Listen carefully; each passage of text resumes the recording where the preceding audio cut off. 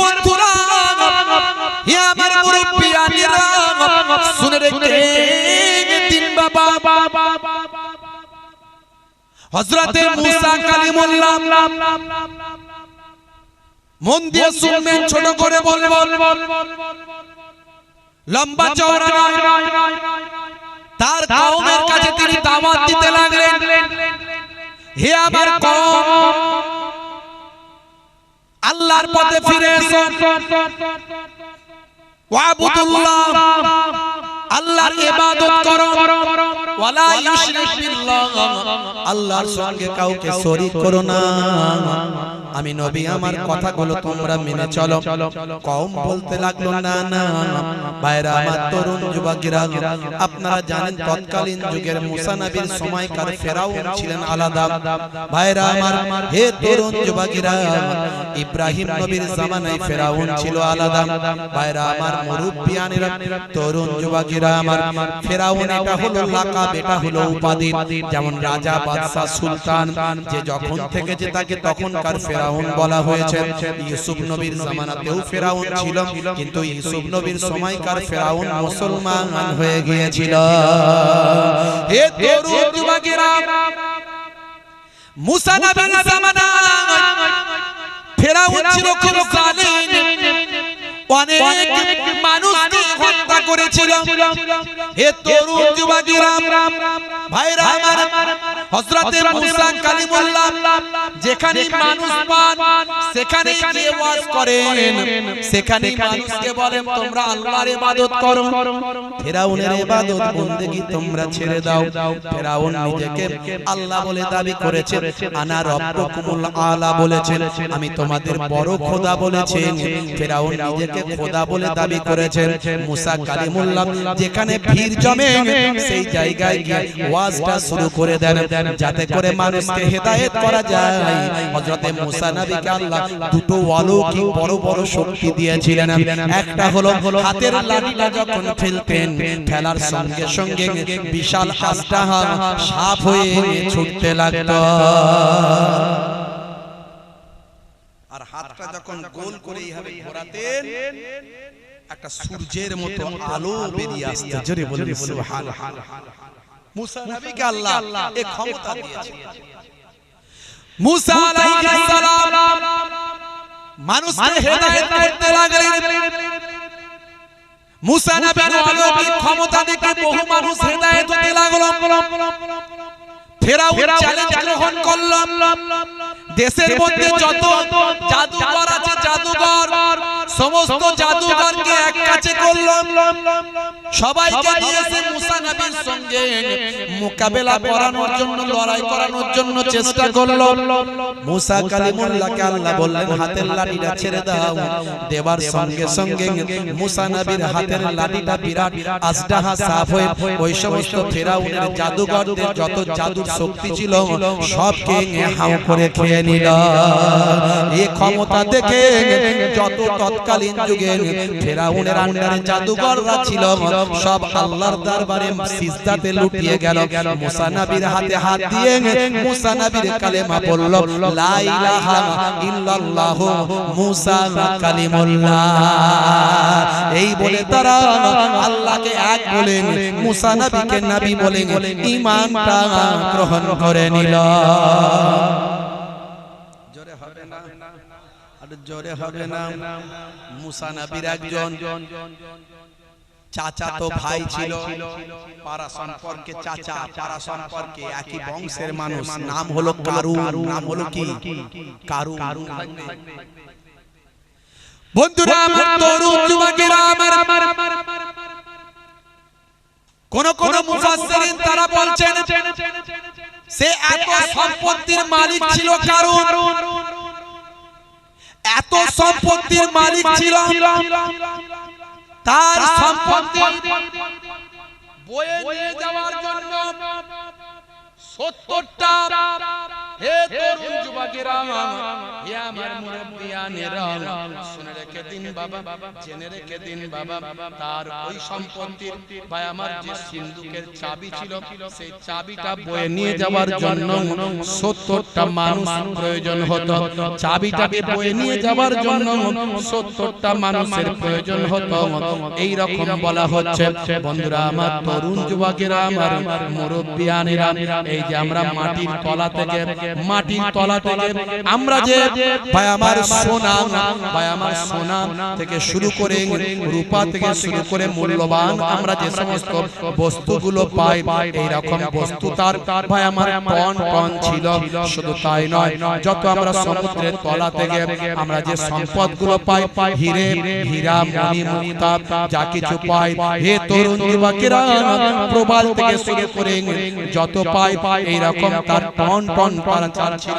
সে সমস্ত সম্পদকে ভাই আমার তার সিন্ধুকের ভিতর রেখে দিয়ে সমস্ত সিন্ধুকের চাবিগুলোকে নিয়ে একটা সিন্ধুকে রাখতো, একটা সিন্ধুকে রেখে দিয়ে সেই সিন্ধুকের চাবিটা নিজের কোমরে বেঁধে নিয়ে ঘুরে বেড়াতো। ভাই আমার সেই জামানার সারা পৃথিবীর বুকে সবচেয়ে ধনী মানুষ ছিল কারুন, সবচেয়ে ধনী। ভাইরা আমার, তরুণ যুবকেরা আমার, মুরব্বিয়ানেরা আমার, শুনে রেখে দিন, জেনে রেখে দিন মুসলমান, জওয়ান যুবকেরা আমার, মুরব্বিয়ানেরা আমার, আল্লাহর নবী আল্লাহর রাসূল হযরত মুসা কালিমুল্লাহ সেই সময় কারুনকে হেদায়েত করার চেষ্টা করেছিলেন। আমার আল্লাহ সূরা কাসাসের ভিতর আয়াত নাযিল করে কারুনের সম্পর্কে জানিয়ে দিয়েছেন। সূরা কাসাস আয়াত নাম্বার হলো 76। ইন্নাল কারুনা কানা মিন কওমি মুসা ফাবাগা আলাইহিম ওয়া আতাইনাহু মিনাল কুনুজ মা ইন্না মাফাতিহাহু লাতানু বিল আসবাতি উলিল কুওয়াতি ইয ক্বালা লাহু কওমুহু লা তাফরাহ ইন্নাল্লাহা লা ইউহিব্বুল ফারিহিন। আমার আল্লাহ জানিয়ে দিয়েছেন কারণ ছিল মুসা সম্প্রদায় ভক্ত, কিন্তু সে তাদের প্রতি উদ্যত আচরণ করেছিল। আমি তাকে এমন ধন ভান্ডার দিয়েছিলাম, তার চাবিগুলো বহন করার মাত্র একদল বলবান লোকের পক্ষে কষ্টকর ছিল। একদল বলবান লোকের জন্য তার চাবিটা বহন করা কষ্টকর ছিল। স্মরণ করো, যখন তার সম্প্রদায় তাকে বলেছিল গর্ব করো না, আল্লাহ গর্বিতদের ভালোবাসেন না। ইন্নাল্লাহা লা ইউহিব্বুল ফারিহিন, নিশ্চয় আমার আল্লাহ গর্বিতদের ভালোবাসেন না। অহংকার কাকাপড়ি শুধু কারণ করতো, এখনকার লোক করে না। আমরা ভালো, তাই তো নাকি? আমাদের মধ্যে অহংকার নাই, আছে নাই মনে হয়, তাই তো নাকি? তখনকার লোকের মধ্যে ছিল। বন্ধুরা আমার, তরুণ যুবকেরা আমার, হে আমার মুরব্বিয়ানেরা, হে জওয়ানেরা, শুনে রেখে দিন বাবা, মুসলমান একটু লক্ষ্য করুন। কারণ তার মুসা নবীর সম্প্রদায় ভুক্ত, মুসা নবীর চাচাতো ভাই। বন্ধুরা আমার, তরুণ যুবকেরা আমার, মুরব্বিয়ানেরা আমার, হে জওয়ান যুবকেরা, মুসা আলাইহিস সালাম কারুনকে বলেছিলেন, কারুন তুমি তো অনেক সম্পত্তির মালিক, হে কারুন শুনে রেখে দাও, তুমি কি করো? যাকাত দাও। যাকাত দেওয়া তোমার জন্য ফরজ। গরিব মানুষেরা তোমার দিকে আশা করে থাকে, তোমাকে যাকাত দিতে হবে, তুমি যাকাতটা প্রদান করো। কারুনের প্রতি মুসা নবী বারবার বলতেন। কারণ হলো এতটাই নিকৃষ্ট ব্যক্তি, এতটাই ভাই আমার, এতটা কৃপণ ব্যক্তি, তার সম্পত্তি যা ছিল ভাই আমার কোটি কোটি কোটি কোটি বললে ভুল হবে ভাই আমার, যার সম্পত্তির চাবিখানা বহন করার জন্য ভাই আমার একদল শক্তিশালী বলবান লোকের কথা আল্লাহ কোরআনে উল্লেখ করেছেন, তার চাবি বহন করা একদল বলবান শক্তিশালী মানুষের জন্য বয়ে নিয়ে যাওয়া কষ্টকর। এই কারণ কি করত, সে মনে মনে ভাবত আমার সম্পদ আমি আমার বুদ্ধি দিয়ে অর্জন করেছি, তাই এই সম্পদের একটু আমি কাউকে দেব না। আমরাও মনে করি কি করি না, আমি কষ্ট করে ইনকাম করেছি আর মিলাদুন নবীতে দান করব, হ্যাঁ হুজুর বলি দিতে হবে না, কথা ঠিক না। কারণ মনে মনে মুসা নবী বললি আমাকে দিতে হবে, যাকাত দাও, দান করো। মুসা নবী বলতেন কারণ এই যা সম্পদ তুমি অর্জন করেছো এই সম্পদ সব তোমার নয়, এই আল্লাহর দেওয়া জিনিস, তুমি খালি হাতে এসেছো, খালি হাতে যাবে। কারণ সব জানতো কিন্তু কৃপণ দিত না। বুঝতে পারছো ভাইরা আমার, তরুণ যুবকেরা আমার,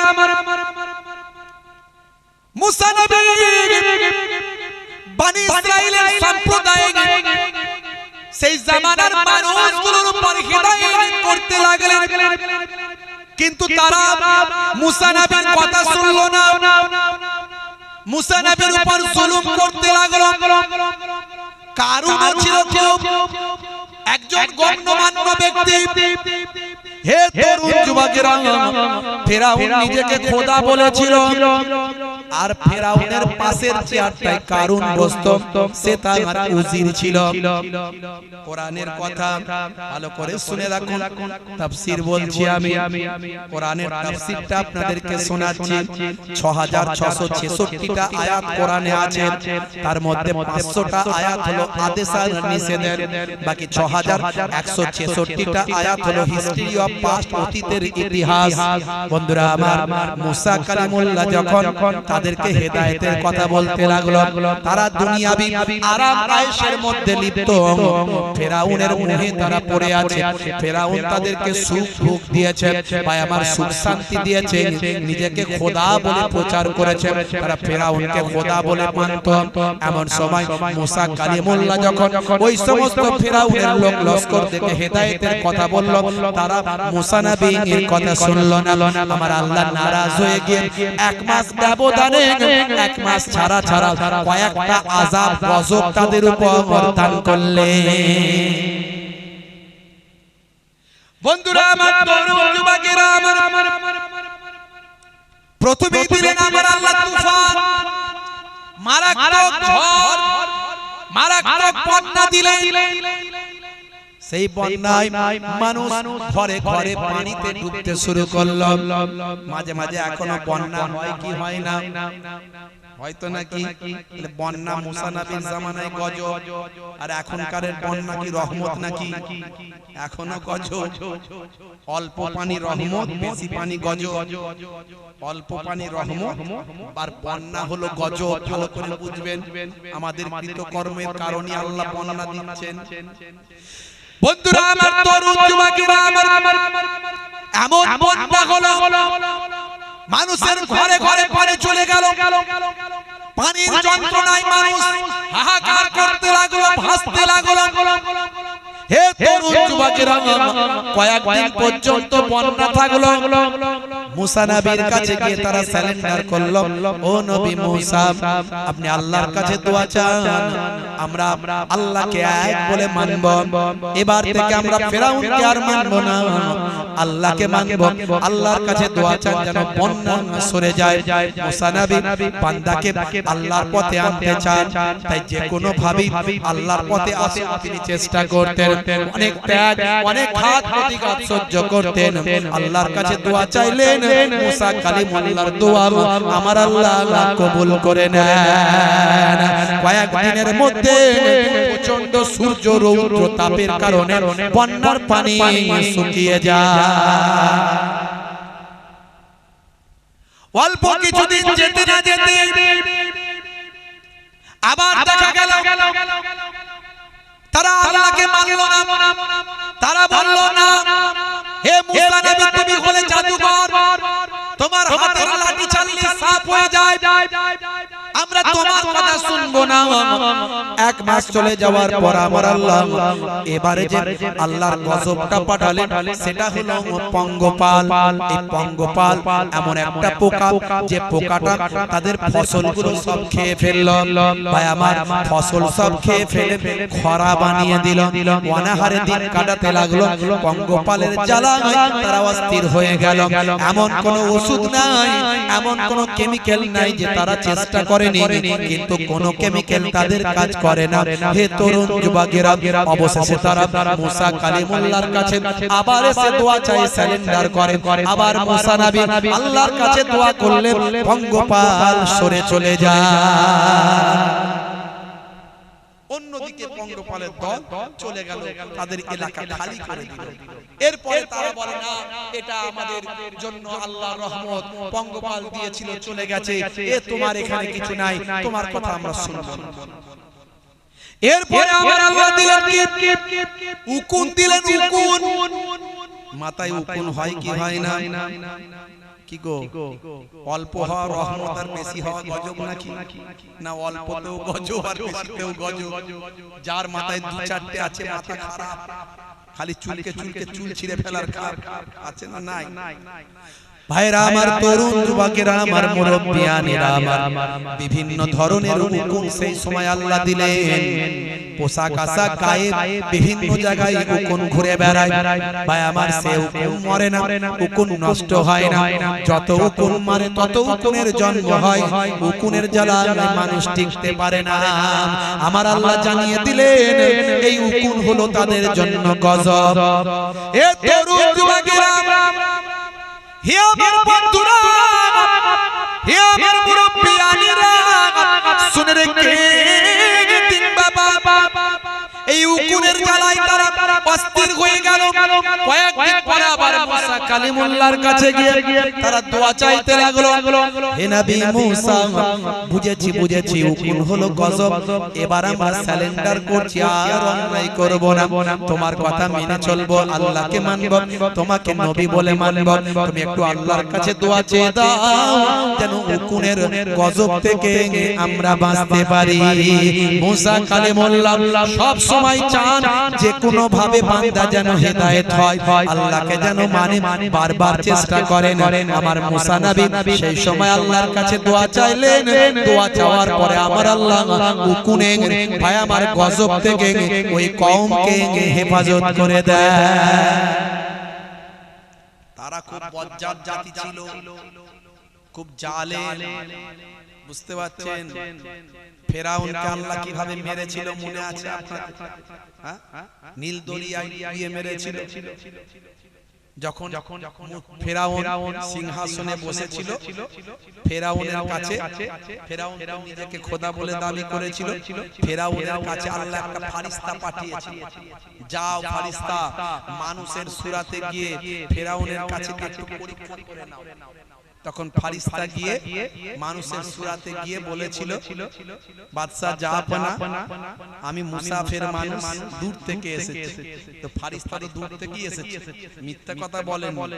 মিথ্যা কথা বলা আল্লাহ কোরআনে নিষেধ করেছে। সমস্ত গুনাহের মা হলো মিথ্যা, সমস্ত গুনাহের মা হলো মিথ্যা। সত্য কথা বলবেন, আল্লাহকে ভয় করবেন। কেউ শুনতে পায়নি, শুনতে পাচ্ছেন কে? জোরে বলেন কে? আর দুই কাঁধে দুইজন কি আছে? ফারিস্তা। সিসি ক্যামেরা নিয়ে বসে আছে, লুকানোর কোনো রাস্তা নাই। শপিং মহলে গেলে আপনি যদি মনে করেন দোকানদার তো নাই, সে কাউন্টারে বসে আছে, আমি দু চারটে মাল পকেটে ব্যাগে ভরে নিয়ে বেরিয়ে যাই না, কে দেখতে পাবে? কিন্তু মাথার উপরে সিসি ক্যামেরা পাহারা দিচ্ছে। আমার আল্লাহ কিন্তু এখানে লাগিয়ে দিয়েছে, ওটা আমরা দেখতে পাই বলে কেউ একটা সামান্য পেপসুডেন্ট পর্যন্ত পকেটে ভরে না। সিসি ক্যামেরায় দেখবে, গেটম্যান ধরবে, সবার সামনে মান সম্মান যাবে। আর এখানে আমরা দেখতে পাচ্ছি না, কিন্তু আল্লাহর কোরআনকে যদি বিশ্বাস করি তাহলে সিসি ক্যামেরার কথা ভাবুন। আল্লাহ কোরআনে বলছেন, কিরামান কাতিবিনা ইয়ালামুনা মা তাফআলুন, তোমরা যা করো কিরামান কাতিবিন, সব তারা জানেন, সব তারা লিপিবদ্ধ করছেন। জোরে বলুন সুবহানাল্লাহ। কমিটির ভাইরা যদি থাকেন একবার আমার কাছে আসবেন। হে তরুণ যুবকেরা, হে আমার বন্ধুরা, শুনে রেখে দিন বাবা, জেনে রেখে দেন।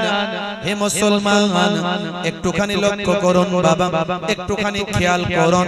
আমার আল্লাহ অন্তরের খবর সব জানেন। দরুদ শরীফ আল্লাহুম্মা সাল্লি আলা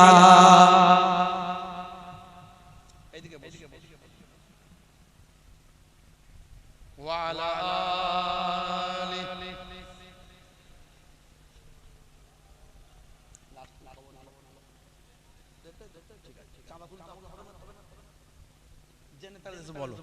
দরুদ শরীফ আল্লাহুম্মা সাল্লি আলা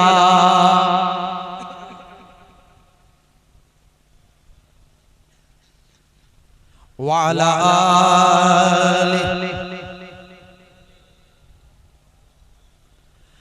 আমাকে ডেকে নাও নবী দো জাহান, আমাকে ডেকে নাও নবী দো জাহান, আমি যে তোমার গো মদিনার গোলাম।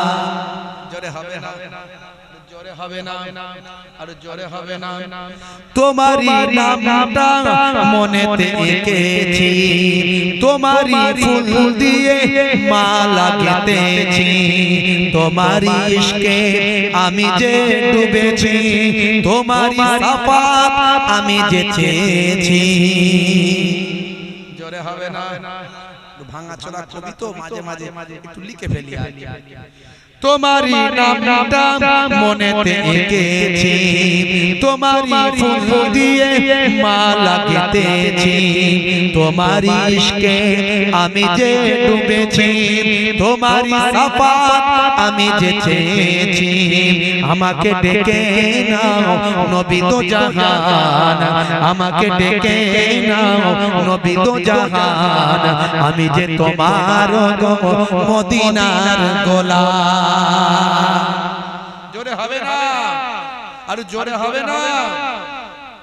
তুমি যে ধরায় নিয়ে এলে শান্তি, লাখো কোটি হৃদয়ে পেল যে প্রশান্তি। সুবহানাল্লাহ বললে সওয়াব আছে না নাই? সওয়াব আছে না নাই? অন্তর থেকে বাপ। তুমি যে ধরায় নিয়ে এলে শান্তি, লাখো কোটি হৃদয়ে পেল যে প্রশান্তি, তোমারই নামেতে কলম ধরেছি, তোমারই নাম আমি কণ্ঠে গেয়েছি। আমাকে ডেকে নাও নবী দো জাহান, আমাকে ডেকে নাও নবী দো জাহান, আমি যে তোমার গো মদিনার গোলাম। আল্লাহুম্মা সাল্লি আলা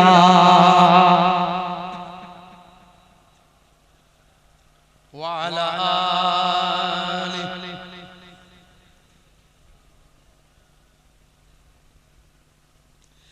হে তরুণ যুবকেরা, হে আমার বন্ধুরা, শুনে রেখে দিন বাবা, জেনে রেখে দেন। বারবার মুসা নবীকে ঠকাতে থাকে তার জালেম কওম। ফেরাউনের কথা বলছিলাম, জালেমদের হেড হলো ফেরাউন। মস্তানদের মস্তান আছে না নাই? এখনো আছে না নাই? মস্তানদের মস্তান আছে না নাই? অনেকগুলো মস্তান, তার ভিতরে একজন হেড মস্তান আছে না? কারুন এক মস্তান, হামান এক মস্তান, এদের আবার হেড মস্তান দাদু মস্তান হলো ফেরাউন। সে এত বড় মস্তান, নিজেকে বলেছে আমি আল্লাহ। বন্ধুরা আমার, তরুণ যুবকেরা আমার, ফেরাউনের কাছে আল্লাহ ফেরেশতা পাঠিয়েছে, ওকে একটু ভেরিফাই করে নাও, চেক করে নাও, একটু সাইজ করে এসো। ফেরেশতা মানুষের সুরাতে গেছে, গিয়ে বলছে বাদশা জাহাপনা, আমি দূর সফর থেকে এসেছি, আমি দূর সফর থেকে এসেছি, আপনার কাছে একটা কথা আমি জানতে চাই, যে গোলাম মনিবের খায় আর নিজেকে মনি বলে দাবি করে, তাই এরকম গোলামের কি শাস্তি চাই? যে গোলাম মনিবের খায় আবার নিজেকে মনিব বলে দাবি করে, এমন নেমক হারাম গোলামের কি শাস্তি হওয়া চাই?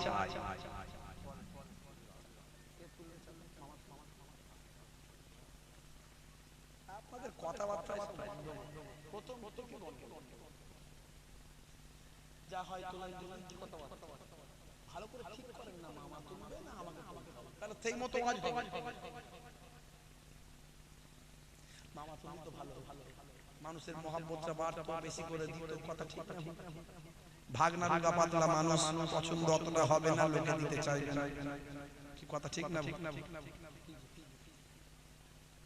এখনো ঠিক করতে পারেন না, কি করব? আল্লাহ সংক্ষেপ করে বলি বাবা,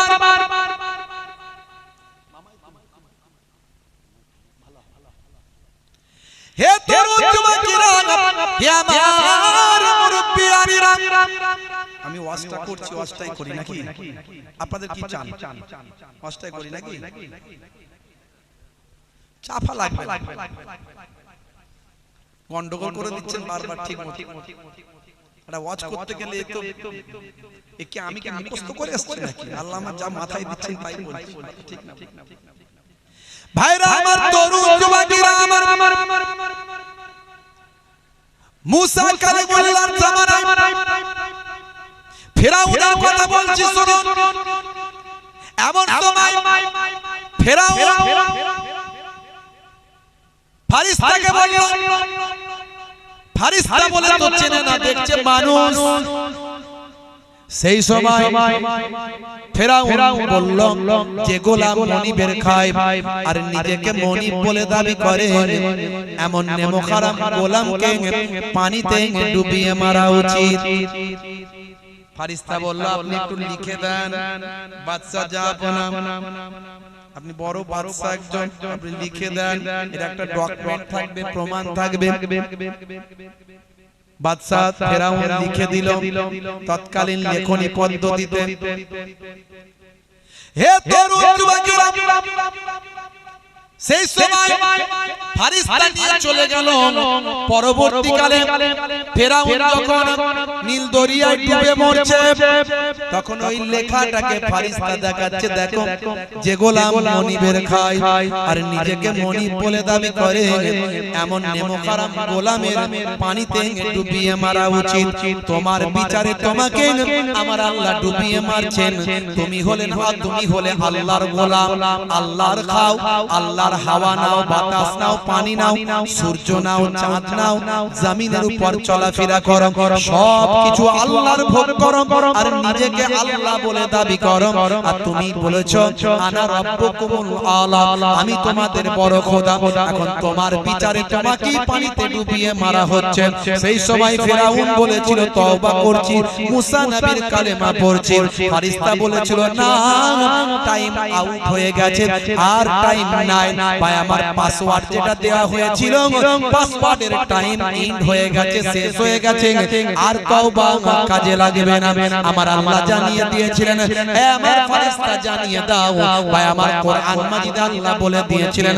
সেই সময় ফিরাউনকে বলে দেওয়া হয়েছিল, আল ইয়াউমা নুনাজ্জিকা বিবাদানিকা লিতাকুনা লিমান খালফাকা আয়াত। হে দুনিয়ার মানুষ, শুনে রেখে দাও, জেনে রেখে দাও, কোরআন মাজিদ আল্লাহ বললেন, আমি ফিরাউনকে জানিয়ে দিলাম, আজকের দিনে তোমার জিসমটাকে পানি নষ্ট করবে না, মাটি খাবে না, পোকা খাবে না, কুমিরে খাবে না, হাঙরে খাবে না, দরিয়ার কোন মাছ তোমার ডেড বডিকে খাবে না। আমি তোমার ডেড বডি জিসমকে বাঁচিয়ে রাখবো, যাতে করে পরবর্তীকালের মানুষের জন্য একটা নিদর্শন হয়ে যায়। 4000 বছর পরে নীল দরিয়ার ধার থেকে ফিরাউনের ডেড বডি উদ্ধার হয়েছিল। মিশরের ভাই আমার ফ্রান্সের বড় বিজ্ঞানী গবেষণা করে বলেছিল, পানিতে ডুবে মারা গেছে, কিন্তু বয়স হয়েছে কিছু কম বেশি 4000 বছর, কিন্তু কোন ডেড বডি অক্ষত অবস্থায় আল্লাহ রেখে দিয়েছে। কোরআন মাজিদে আল্লাহ বলে দিয়েছেন 4000 বছর আগে যে ঘটনা ঘটছে কোরআন মাজিদে 1450 বছর আগে লিপিবদ্ধ হচ্ছে। একবার ভাবুন তো দেখি 4000 বছর পরে এই মাত্র কয়েকশো বছর আগে ফেরাউনের ডেড বডি আবিষ্কার হয়েছে। মিশরের বড় বিজ্ঞানী ডক্টর মরিস বুকাইলি তিনি গবেষণা করে বলছেন ডেড বডির বয়স তো কিছু কম বেশি 4000 বছর পার হয়ে গেছে, নোনা পানিতে ডুবে মরেছে। মুসলমানরা বলছে সাহেব নোনা পানিতে তো ডুবে মরেছে তো আমরা 1500 বছর আগে জানি, আর আজকে আপনি গবেষণা করে জানছেন আর 1500 বছর আগে আল্লাহর কোরআনে আল্লাহ বলেছেন তোমার ডেড বডি অক্ষত থাকবে। আজকে সেই ফেরাউনের ডেড বডি অক্ষত। ডক্টর মরিস বুকাইলি অবাক হয়ে যায়, আজকে আমি যেটা গবেষণা করে প্রমাণ করি এরা 1500 বছর আগে কোরআনে সেটা কি করে পায়। বুঝতে পারছেন ভাইরা আমার, সেই কোরআন আপনার ঘরে। বড় দুঃখ আজকে মুসলমান কোরআন পড়ে না, কোরআন বোঝে না, কোরআনে কি লেখা আছে জানে না। বাংলায় অর্থগুলো একটু পড়ে পড়ে ভাবুন, একটু বুঝুন, দেখুন।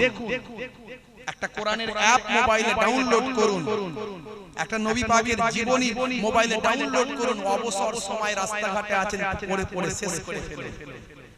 মুসলমানের ছেলের মোবাইলে কি নাই, আইরে গান, নাচ, ভিডিও, অশ্লীলতা, হাস্য কৌতুক, গেম, ফ্রি ফায়ার, পাবজি আর কত কি লুডু, ক্যারাম, এমন কিছু নাই যে মোবাইলে।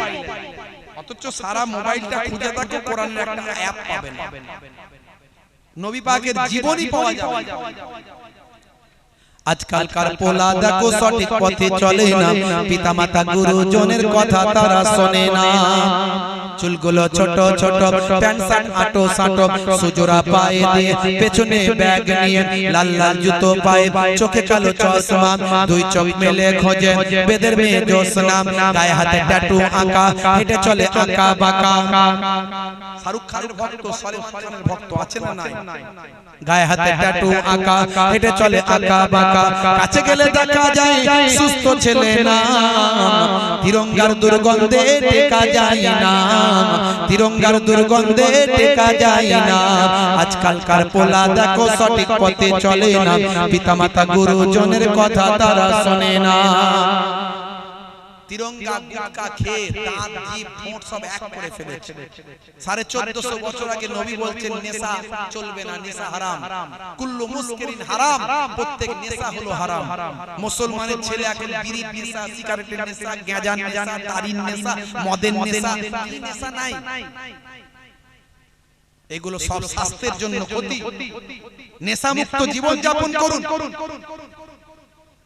1450 বছর আগে আল্লাহর কোরআন বলছে ইন্নামাল খামরু ওয়াল মাইসির ওয়াল আনসাবু ওয়াল আজলামু রিজসুম মিন আমালিশ শাইতান, এগুলো সব শয়তানি কাজ, তোমরা মদ থেকে দূরে থাকো। আজকে মদ খেলে স্বাস্থ্য বিশেষজ্ঞরা বলছে তার বায়ামা লংজিভিটি কমে যায়, ইমিউনিটি পাওয়ার কমে যায়, হিতাহি জ্ঞান শূন্য হয়ে যায়, লিভারটা খারাপ হয়ে যায়। 1450 বছর আগে যেটাকে আল্লাহ নিষেধ করেছে আজকের যুগে বিজ্ঞান আর বাস্তবতায় পরিণত হয়ে গেছে। কত উদাহরণ আমি দিয়েছি, ইন্টারনেটে আছে, 20-25 হাজার বক্তব্য আছে, ইন্টারনেট খুললে পাবেন, একটা একটা করে বলেছে। মুসলমানের ছেলে দাঁত জিভ ঠোঁট সব এক, এগুলো সব ডাস্ট। ভালো চলছে ধান্দা, খাচ্ছে রজনীগন্ধা, কারবারে অশান্তি, চালাচ্ছে শান্তি, মনটা করবে কমল, খাচ্ছে ওরা বিমল। এমন অবস্থা, তিরঙ্গা গুটকা যেখানটা খাবে, যেখানে বসবে সেখানটা পুচ পুচ পুচ পুচ, সেখানটা পচিয়ে দিয়ে বেরিয়ে যাবে, 12 বছর ঘাস জন্মাবে না। আর খেয়ে খেয়ে এমন অবস্থা বড় করে হাত করতে পারে না, গালটা যদি হাত করতে হয় এগুলো কেটে যেতে পারে, রক্ত বের হতে পারে। হুজুর যদি তকবীর দেয় না আল্লাহু আকবার আস্তে করে বল, ভাত খায় ছোট ছোট। মাঝে মাঝে তাই আমি বলি এদের বউগুলো টেকে কে করে, বুঝতে পারছো? হে তরুণ যুবকেরা, হে আমার বন্ধুরা, হে আমার মুরব্বিয়ানেরা, আজও বলে দিয়ে যাই নেশা মুক্ত জীবন যাপন করুন। ফ্রি ফায়ার, পাবজি, অনলাইন গেমগুলো যারা খেলেন এগুলো সব হারাম। এর আগে তো আমি বলেছি হারাম। আজও বলে যাচ্ছে এগুলো অনলাইন গেম গুলো হারাম। শুধু তাই নয়, যারা খেলে সব শয়তানের ভাই। আল্লাহর কোরআন থেকে বলছি, কোরআন মাজিদে আল্লাহ বলেছেন ইন্নাল মুবাজ্জিরিনা কানু ইয়াকুয়ানা শায়াতিন, অপচয় নষ্টকারী হলো শয়তানের ভাই। সময় নষ্ট, পয়সা নষ্ট, মোবাইলের চার্জ নষ্ট, ইন্টারনেট নষ্ট, বুদ্ধি নষ্ট, বিবেক নষ্ট, কাজ নষ্ট, শিক্ষা নষ্ট, পিতামাতার অবাধ্য হওয়া সেদিক থেকে নষ্ট, সার্বিকভাবে নষ্ট হওয়ার কারণে শয়তানের ভাইতে পরিণত হয়।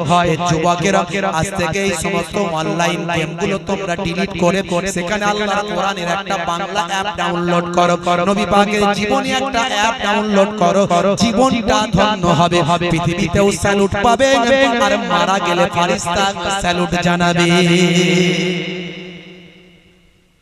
সকালবেলা একটু ভাববেন ভাইজান কি বলে গেল। হে তরুণ যুবকেরা, আমার আল্লাহ তাআলা ফেরাউনের লোক লস্করগুলোর উপর আল্লাহ তাআলা বারবার গজব দিয়েছেন হিদায়াত করার জন্য।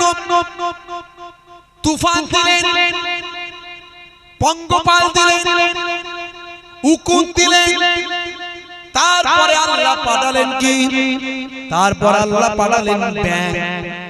এই ব্যাং মানে মারাত্মক ব্যাং, খাবারে ব্যাং, পোশাকে ব্যাং, ঘরে ব্যাং, খাটে ব্যাং, বালিশের তলায় ব্যাং, বিছানার তলায় ব্যাং, ঘরের কোনায় কোনায় ব্যাং, শুধু ব্যাং আর ব্যাং। ব্যাঙের জ্বালায় মানুষ বলে ঘরে ব্যাং থাকা আমরা বাইরে যাই। ব্যাঙের অত্যাচারে মানুষ অশান্তিতে মানুষ টিকতে পারে না। এই ব্যাং নামক গজব আল্লাহ দিলেন। ভাইরা আমার, তরুণ যুবকেরা, মানুষের মাঝে মাঝে ঘরে এত ইঁদুর হয়ে যায়, আমি মনে মনে ভাবি আল্লাহ ইঁদুরের গজব নাকি। এ দেখবেন অনেকে ইঁদুরের জ্বালায় অস্থির ঘরেতে। ইঁদুর বিষ দিলে বিষ খায় না, আর খাঁচা দিলে সেখানেও পড়ে না, সারাক্ষণ শুধু এটা কাটছে ওটা কাটছে, আছে না? এক গজব। হে তরুণ যুবকেরা, ব্যাঙের জ্বালাতে তারা অস্থির হলো, সহ্য করতে পারলো না। শেষে আবার মুসা কালিমুল্লাহর কাছে গিয়ে বলে, হুজুর, ব্যাঙ নামক গজব যেটা এসেছে এ থেকে রক্ষা পেতে চাই, এবারে কথা দিচ্ছি আল্লাহকে মানবো, আপনাকে মেনে চলবো, আপনার কথা শুনবো। মুসা কালিমুল্লাহ যে কোনো ভাবে মানুষ আল্লাহ মানো, আল্লাহর পথে আসুক সেই চেষ্টা করতে থাকেন। আবার দোয়া চান, আবার দোয়াতে আল্লাহ ব্যাংকে তাদের কবল থেকে ব্যাংকে সরিয়ে দিলেন। ব্যাং আস্তে আস্তে বেরিয়ে সব নদীর দিকে চলে গেল। এইভাবে পুরো এলাকা ব্যাং মুক্ত হয়ে গেল। অল্প কিছুদিন যেতে না যেতে আবার তারা মুসা নবীর বিরোধিতা শুরু করলো। হে তরুণ যুবকেরা, আমার মুরব্বিয়ানেরা, সর্বশেষ 5 নাম্বার গজব যেটা আল্লাহ দিয়েছিলেন ফেরাউনের লোক লস্কর ধ্বংস হওয়ার আগে যে গজবটা দিয়েছিলেন সেটা হলো রক্ত, ব্লাড। সবকিছুতে ব্লাড চলে আসতে লাগলো।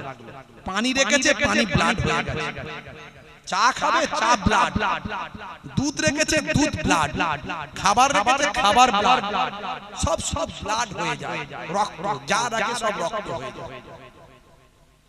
বন্ধুরা আমার, তরুণ যুবকেরা আমার, এতে কেউ মুক্তি পাওয়ার জন্য, এতে কেউ মুক্তি পাওয়ার জন্য হযরতে মুসা কালিমুল্লাহর কাছে গিয়ে তারা আবার জানাতে লাগলো, ও আল্লাহর পয়গম্বর, এ থেকে মুক্তি দেন, বাঁচতে চাই। হে জওয়ান যুবকেরা, হে আমার মুরব্বিয়ানেরা, শুনে রেখে দিন বাবা, হযরতে মুসা কালিমুল্লাহ তখনও আশা ছাড়েন না। দেখুন নবীরা কত কষ্ট করেন, কত কষ্ট করেন, কত করেন, কত ত্যাগ স্বীকার করেন। শুধু কেবল মাত্র বান্দা আল্লাহওয়ালা হবে, নবীওয়ালা হবে, এই জন্যই তারা এত ত্যাগ স্বীকার করেন। যখনই ঠকানোর চেষ্টা করেছেন, নবীরা ঠকেছেন, কিন্তু আল্লাহর পথ থেকে তারা সরে যায় না। আবু জাহিল বলেছিল, হে বাবা মুহাম্মদ, আকাশের চাঁদটা যদি দুখানা করে দাও তাহলে তোমার হাতে হাত দিয়ে কালেমা পড়ব, তোমার আল্লাহকে মেনে নেব। কত অত্যাচার করেছেন, তারপরেও আমার নবী আশা করলেন, হায় রে, যদি আমার চাচাটা হেদায়েত হয়ে যায়। সেই সময় আমার নবী জাবালে আবু কুবাইস, কাবা ঘরের পেছন দিকে একটা পাহাড় আছে, ওই পাহাড়টার নাম হলো জাবালে আবু কুবাইস। এই জাবালে আবু কুবাইসে গিয়ে আমার চাঁদনি রাত্রিতে আকাশের দিকে আঙুলটা ইশারা করলেন। ইশারা করার সঙ্গে সঙ্গে শাক্কাল কামার আকাশের চাঁদটা দুটুকরো হয়ে দুদিকে সরে চলে যায়। নাই কিরাও জিয়াদা চাঁদ तारे अपने रंगट पर, नहीं गिराओ ज़ियादा चाँद तारो अपना रंगट पर। मेरा आका को देखोगे चमकना भूल जाओगे। জোরে হবে না ভাইরা আমার? মুসা কালিমুল্লাহ বারবার চেষ্টা করছেন। সর্বশেষ আবার মুসা কালিমুল্লাহ দোয়া চাইলেন। দোয়া চাওয়ার পরে ভাই আমার রক্ত সরে চলে গেল, রক্ত নামক গজবটা সাইড হয়ে গেল, কিন্তু তারপরেও তারা হেদায়েত হলো না। হে তরুণ যুবকেরা, মুসা নবীর চাচাতো ভাই নাম হলো কারুন, বিশাল সম্পত্তির মালিক। মুসা নবীর ভাই আমার সম্পর্কে, আত্মীয়তার সম্পর্কে চাচাতো ভাই। মুসা নবী বললেন, হে কারুন, তুমি তো এত সম্পত্তির মালিক, যাকাত দেওয়া তোমার জন্য ফরজ, তুমি যাকাত দাও। আখেরি জামানায় আমার আপনার নবী বলেছেন এমন একটা সময় আসবে যে সময় মানুষ যাকাত দেওয়াকে গজব মনে করবে। যারা কোটি কোটি টাকার মালিক তারা যদি শতকরা 2.5 টাকা হিসাব করে দেখেন, ভাই আমার তরুণ যুবকেরা তারা দেখবে লক্ষ লক্ষ টাকা যাকাত পড়ে যাচ্ছে, তারা ঠিক মতো যাকাত দেয় না। কথা ঠিক না ভুল? যদি যাকাতটা ঠিকভাবে ইউটিলাইজ করা হতো, যাকাতটা যদি ঠিকভাবে দেওয়া হতো, তাহলে আমাদের আশপাশে আমাদের গ্রামে প্রত্যেকের নিজের নিজের গ্রামে ভিখারি আর গরিব আর পাওয়া যেত না। প্রত্যেকই এস্টাবলিশড হতো, প্রত্যেকই কিন্তু যাকাত দেনেওয়ালা ব্যক্তি হয়ে যেত। কথা ঠিক না ভুল বলেন? জোরে বলেন, কথা ঠিক না ভুল? শুনে রেখে দিন, জেনে রেখে দিন। হে জওয়ান যুবকেরা, হে আমার বন্ধুরা, মুসা কালিমুল্লাহ যখনই কারুনের সঙ্গে দেখা হয় তখনই বলে, ভাই যাকাত দাও। বলে, আচ্ছা মুসা তুমি বলো, আমি এত কষ্ট করে ইনকাম করেছি, আমার এই অল্প টাকার উপর তোমার নজর কেন? আমি কি এমন বড় লোক হয়ে গেছি যে তুমি যাকাত দিতে বলছো? মুসা কালিমুল্লাহর কথা শুনতো না, অ্যাভয়েড করে বেরিয়ে যেত, বরং বিরক্ত বোধ করত। মুসা নবীকে দেখলে দূর থেকে পালাতো। আবার আমাকে যাকাতের কথা বলবেন, বারবার চিন্তা করলো। যখনই মুসা নবীর সঙ্গে দেখা হয় আমাকে যাকাত দিতে বলে, অনেক সম্পত্তির মালিক বলে আমাকে যাকাত দিতে বলে, কি করা যায়? ফেরাউনের উজির ছিল কারুন, একদিকে কারুন বসতো, একদিকে হামান বসতো। ভাই আমার দোস্ত আমার, উপর তলার লোক ছিল তারা, মানে প্রধানমন্ত্রীর পাশের চেয়ারে তারা বসে। বুঝতে পারছেন? যাই তার লোক নয়, ছোটখাটো লোক নয়, উপর লেভেলের। বন্ধুরা আমার, তরুণ যুবকেরা আমার, বন্ধুদের সঙ্গে পরামর্শ করলো কি করে মুসার কবল থেকে রক্ষা পায়। তখন বন্ধুরা পরামর্শ দিল, এমন একটা শিক্ষা দে যাতে করে আর তোর কাছে আসবে না, তোর সামনে দাঁড়াবে না। বলে, কি শিক্ষা দেয়া যায়? ভাবনা চিন্তা করি। রাতের বেলা ভাবনা চিন্তা করলাম, যদি কোনো ভাই আমার, যদি কোনো বেশ্যা মহিলার সঙ্গে সম্পর্কের কথা মুসা নবীর বিরুদ্ধে যদি ইলজামটা দিতে পারে, কোন বেশ্যা মহিলাকে ফিট করে যদি মুসা নবীর বিরুদ্ধে একটা বদনাম দুর্নাম দিতে পারে, তাহলে লোক লজ্জার খাতিরে মুসা নবী আর মানুষের সামনে চেহারা দেখাতে পারবে না, তাহলে আমাকে আর যাকাতের কথা বলবে না। কত বড় বেয়াদব! চিন্তা করো, কত বড় বেয়াদব, কত বড় জালেম। হে তরুণ যুবকেরা,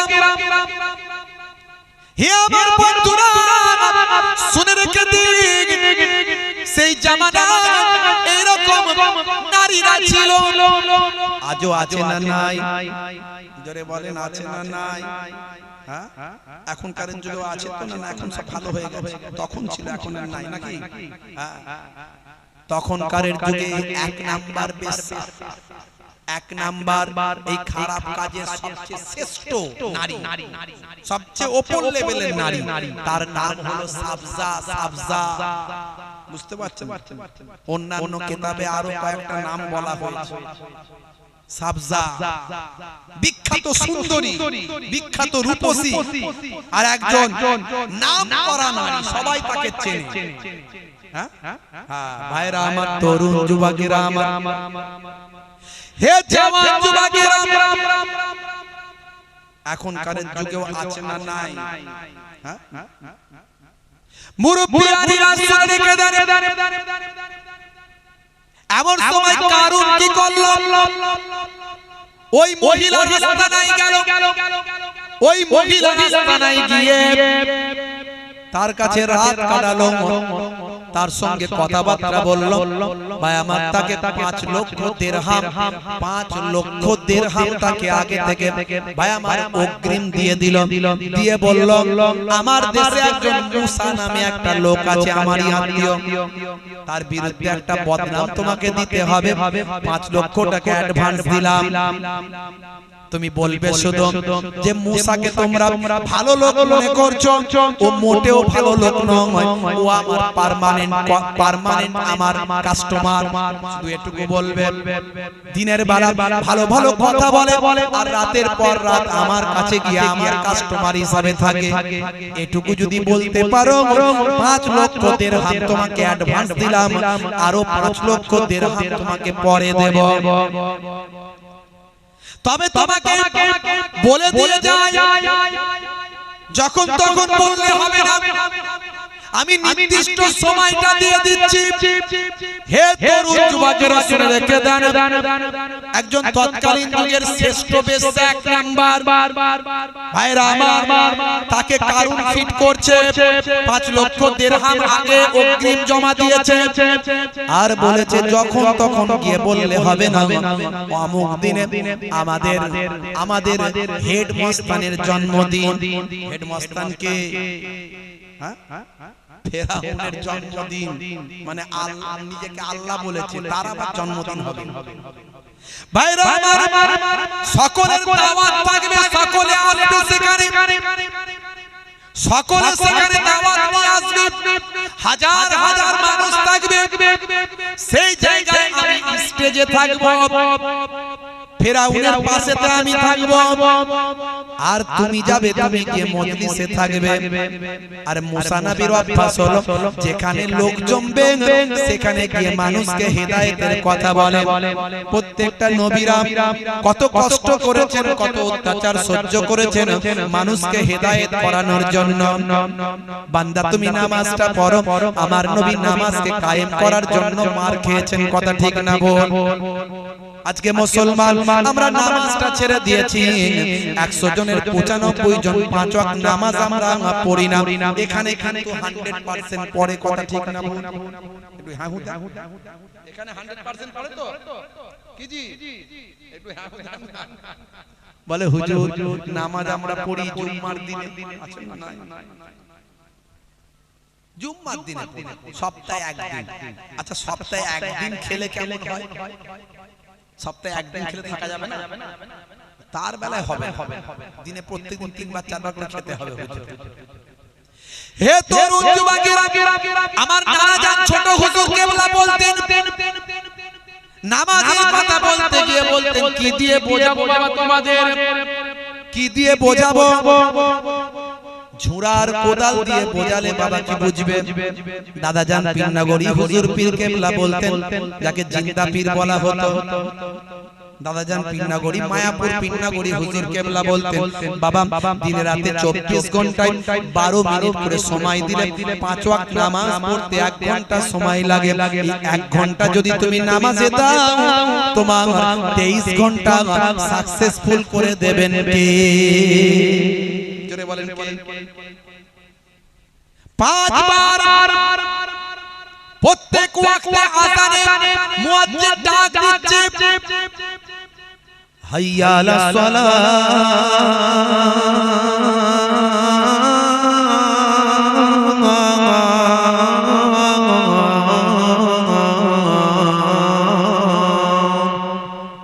এসো নামাজের দিকে এসো মুয়াজ্জিন বলছে না বলেনি এই আওয়াজটা দিয়ে মুয়াজ্জিন বলছে এসো নামাজের দিকে এসো আল্লাহ বলছেন বলে দাও নামাজে এলে কি হবে আবার মুয়াজ্জিন বলছেন হাইয়া আলাল ফালাহ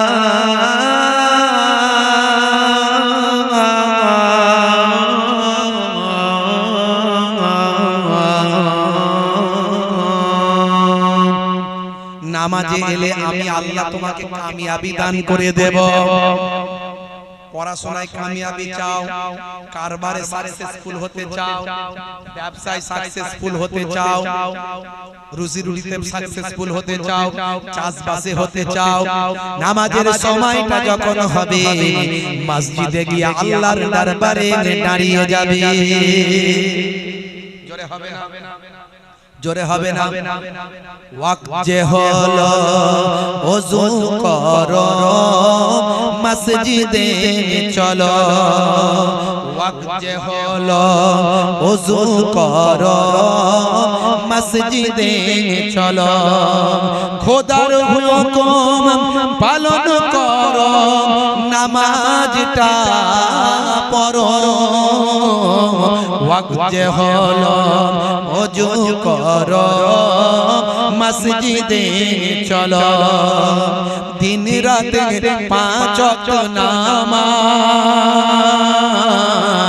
পড়লে পাবে ভাই জান্নাত